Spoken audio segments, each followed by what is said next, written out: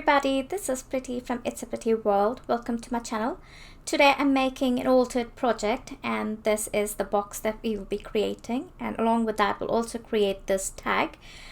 This tag is made out of clay, not the hard clay, but it's actually called the paper clay. It's a softer kind of clay or a lighter kind of clay. So let's begin with how to make these tags. So what I'm doing is I'm starting off with this clay, and it's from Staedtler. It's called the Fimo Air, and it's quite a light clay, and when you take it off the package, it's usually not bind together.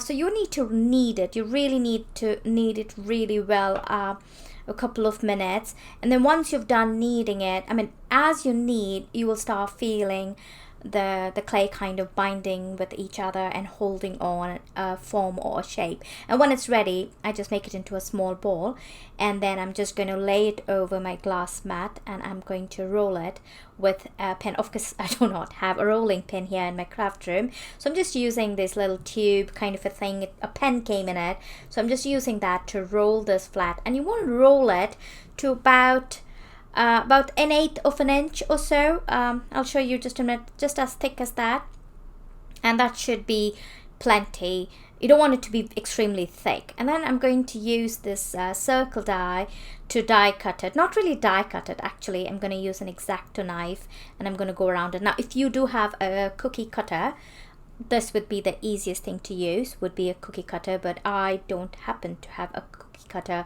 right now. So I'm just kind of putting that impression of the circle in there, and I'm going to put the die back on that, though I'm starting off, but that's not the way I wanted to do it. You just put the die back onto that clay, and then use your X-Acto knife and go around it. The edges are not going to be smooth when you do it this way. If you did it with a cookie cutter, it'll be really smooth, but I'll show you a way to fix it eventually. And then I'm going to add some texture to this. So this is a stamp set called the Block Print from Altenew. And all I'm going to do is just very lightly place this onto, make sure it's really nice and clean. You don't want any ink transferring onto it. Though it looks dirty, it's really not. So I'm just placing it lightly onto that clay circle that we created, and I'm just pressing it down lightly and I'm going to lift it up and see if it is creating the impression or not. And you can also use that rolling thing over it just to create that impression. You don't want to press too hard, so that, because if you press it too hard, it will distort the circle shape. So you want to make sure you're not pressing it too hard, but even with that little pressure, it actually does a pretty good job. So we're repeating this process once again. I'm kneading the clay once more, and I'm rolling it on the rolling pin once more.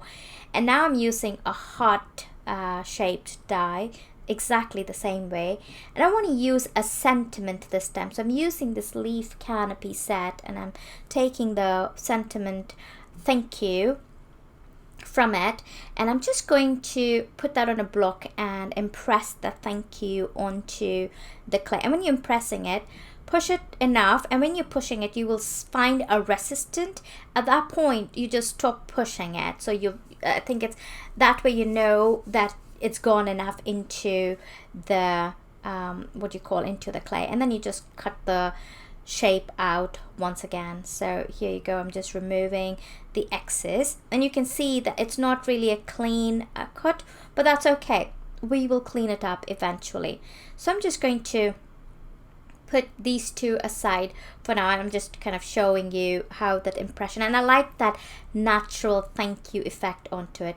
So this one is dried for a couple of hours, maybe about 3 or 4 hours. It's not completely dry, it's still a little pliable, and this is the time when you want to start cleaning up the edges a bit. So I'm just taking a scissor, a regular paper cutting scissor, and I'm just cutting off that excess what I couldn't cut neatly using my X-Acto knife. And there you go, you just clean it up. But we're going to clean this up some more later on as well, and I'll keep showing you as we progress. So you're just going to go around and remove the excess, and it cuts like butter. It's not hard to cut at all at this stage. Actually, it's not hard to cut even in the later stage, which I'll show you. And that's the reason why I used this particular kind of clay, because you can do so much more to mold it. And I also like that organic feel of it when it is all dried up. And this is the circle one where we had impressed the damask print into the circle, doing the same thing, removing the excess. And here you go, I'm just showing you. This is, let's say you do not have a die cut to dye it, and you forgot to die cut when it was wet. This is a clay mold that I had done it has been set for 24 hours. It's quite dry, and I had made that impression using that leaf. I had inked up that leaf with green color and then stamped it, and that's why you see that green shade. So all you do is take whatever die shape you want. In this case, I'm using this really old Spellbinders rectangle die, which I don't even think they make it anymore. And I'm just drawing a line around it, and then I'm just using a scissor and I'm just cutting around that line, and you can see how easily it cuts off from the even when it is hard, how easily it cuts. So it's not too hard even if you had to do it later. And when it is dry, this is what I was talking about, you can smooth the edges. So I'm just smoothing off all the extra. I'm also creating a rounded edge there with this. It's just a sandpaper block. I'm just using that to smoothen up all the edges, and that's pretty much it. And you can do the same thing for the other two too when it's completely dry. You want to use the sandpaper only when your clay is completely dry. Now I want to add some color to the damask one that we created earlier, and all I'm doing is just taking this aqua shade of ink cube from Altenew, and I'm just rubbing it gently, very very gently. Don't press it too hard.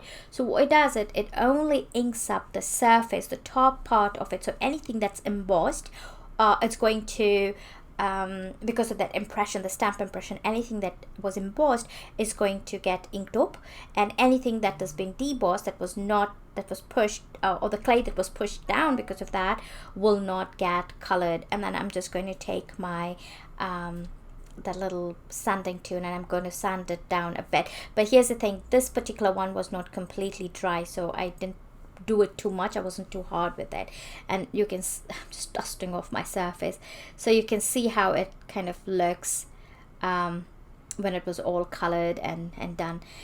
Anyway, so what you can do at this point, even though while it is still not dry yet, you can just use a crocodile and you can punch a hole into it. But it's not too hard to punch a hole even in a dried one. This I made actually yesterday. I made another one, and this is dried up for 24 hours, and you can see how easily it just punches a hole. I'm just deciding where I want the hole anyway. So easily it just goes through that, and you can see the hole. So you can do it either way. You can do it when it's completely dry, or you can do it when it's just about 3 or 4 hours dried up.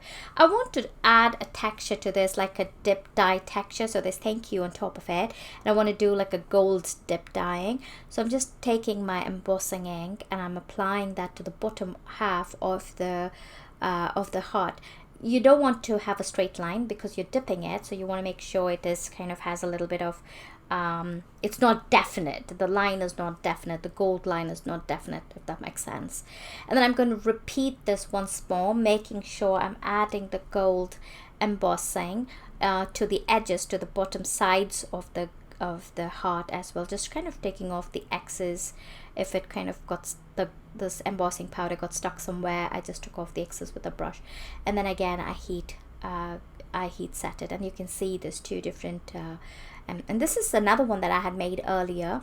And for this one, actually I embossed it using, not embossed it, actually impressed it using this embossing plate called the dotted scales, and that's what that was created with. Now we're going to create the box.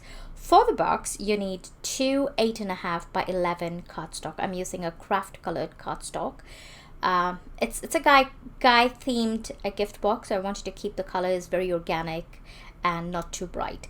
So at the 8.5 side, you're going to keep it at 8.5, and on the longer, the 11 side, you're going to cut it at 9 and 9 and 7/8. So this paper measures 8.5 by 9 7/8, and now we're going to score it at 1 inches right there, and we're going to score it at 2 inches, and then we're going to score this all on all the sides, on all the 4 sides. So you're going to score at 1 inch and 2 inch on all the 4 sides of the cardstock.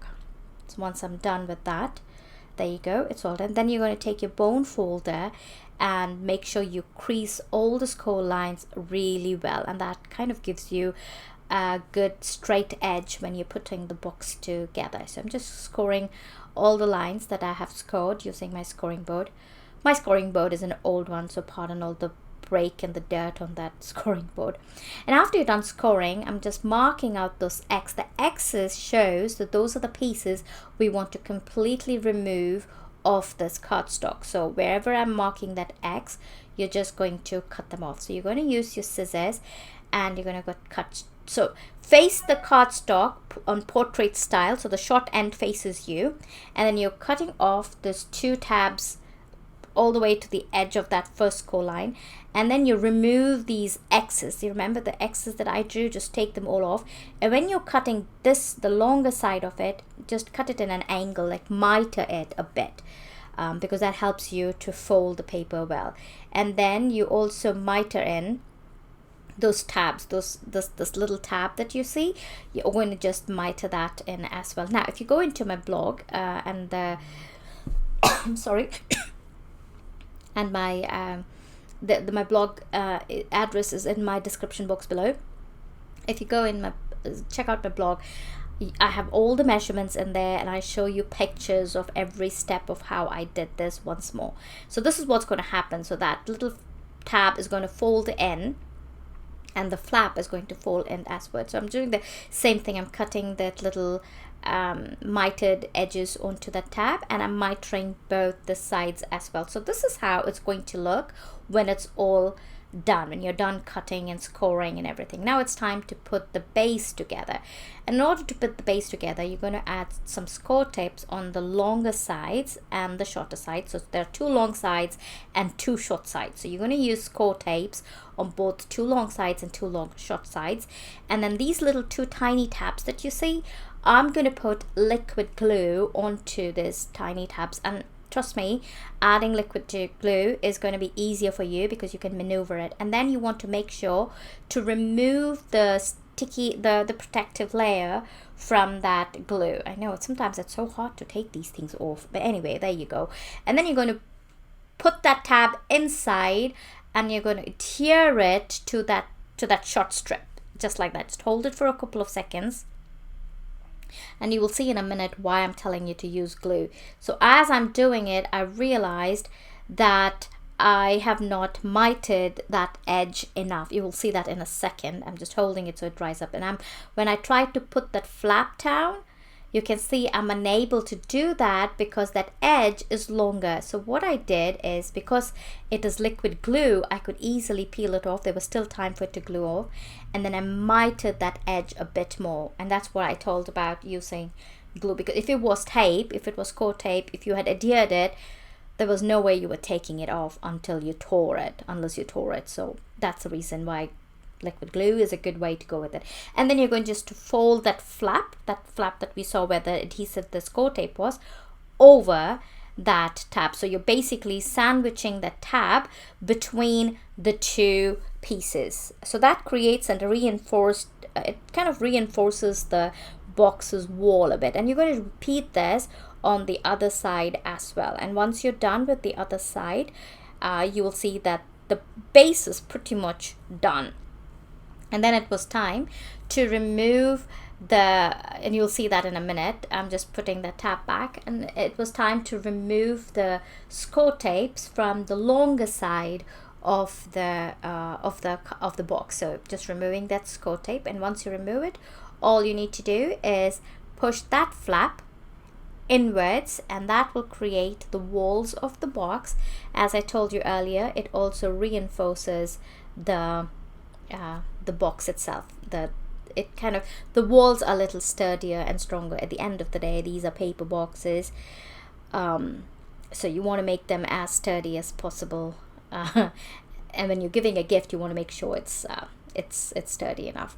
So we're doing the same. Now we're going to do the lid part of the box, and for the lid, you're going to cut the 8.5 and 11 in by 11 cardstock to 7 1/16 on the shorter side, plus a little extra, just very little, just a tad bit. And on the longer side, you're going to cut it at 8 by 7 1/16 and a little extra, just very little, maybe an 1/8 of 1/16 of an inch or something like that. So I'm just going to cut that using my paper trimmer. And once I'm done cutting this, I'm going to just start scoring that. And you're going to score this one at 5/8 and 1 1/4 inches. So it's going to be pretty narrow. So we're going to score this at 5/8, and I marked there on my board where the 5/8 is, and I'm just going to use my scoring tool. I'm going to score at 5/8, and then I'm going to score at 1 1/4, and I'm going to repeat this again on all the 4 sides. Scoring thinner lines is a little tougher. You have to hold your paper very firmly onto your scoring board so it doesn't slip. And then again, I'm going to repeat the same thing. I'm just creasing this cardstock once again, so it's easier for me to do to put the cardstock back. And again, it's the same thing. You're going to cut the 3 corners just like we did in the on our previous card on the base. It's just basically repeating this once again. So just keep going, keep doing the same thing, cutting off those extra 3 tabs that is in the corner, mitering the edges of the long side and the short side, mitering the flaps so that you can fold them in easily. You don't want to forget to miter or create that notches, because that's what helps you to do. And you can see here, when I was cutting, I made a mistake of cutting those notches on the opposite side. So you see that. So what you're going to do is, instead of adhering them both to the short side, you're going to adhere one to the short side and the other one to the long side. So this one, instead of on the short side, it's going to be adhered to the long side. So it's not all bad. It's not I didn't have to chuck the entire project off. It's just about a quick, easy fix. So if you make a mistake like that, it's something that you can easily work with. And so again, I'm doing the same thing, adding Scor-Tapes on all the shots to the both two short side and the 2 long side flaps, and then adding glue to the adhesive to the tabs, and then pushing it down the way we pushed down, adhering it to the sides of the box and creating the wall, just like we did for our base. And as I said, if you want to see pictures more clearly, I do have them on my blog at It's a Pretty World, and you can see it out there as well, what I'm talking about and how I created each of this pieces, the box lid and the box base. And once it was all done, the lid is all set.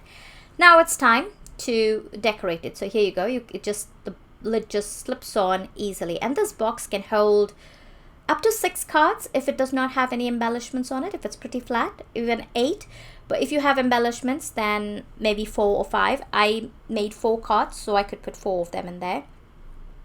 To decorate it, I'm using this wood panel, and I didn't like the lighter color, so I kind of tried on the corner if I could stain it. So the way I stained it is, I just took some walnut stained just regular distress ink, and I rubbed that ink pad all over the wood paper. And this wood paper is also from Altenew, by the way. They have a couple of different colors of wood paper, and this was one of them. So all I did is I just rubbed the stain, and I love that darker shade of wood for this particular box. And then all I did is I added glue to the lid, and then I flipped the lid around and placed it onto the back side of the paper, the wood paper, and then used my bone folder to just rub it so the glue spreads and adheres to the lid very well. And then all you do is just cut off the excess so it gives you a nice clean line. around the box lid, and once it was done, it was actually, the lid was pretty much done. And then what I did is I took those cards that I had created earlier. I created 4 cards, and you can see they all have embellishments, so they're a little thicker. And I added 4 envelopes, gray envelopes, to go along with these cards. And it just easily just tucks into this box right there. It looks beautiful. And then you just put this lid, and the box is all ready. Now it's just time to decorate a bit, and for decorating it, all I did is I took this thicker jute string that was lying around in my stash, and I'm going to just tie a bow around the top of this box. And then before I tie it into a bow, I am just going to add the embellishments that we created. I'm using this thank you one here, and I'm going to just insert the thread or the jute string through the hole that we created, and then I'm going to tie this into a box. This one says thank you, and this box is actually going to my son's male teacher as a gift for Teachers Appreciation Day. And I'm hoping that he would like this. And I created another box for my husband as well, which I showed you earlier. This one, the one here, which says just for you. This was created for his birthday. And these are the extra tabs, the tags that we created. I hope you enjoyed this video. Give me a thumbs up if you liked it, and subscribe to my channel. I will see you next time. Bye bye.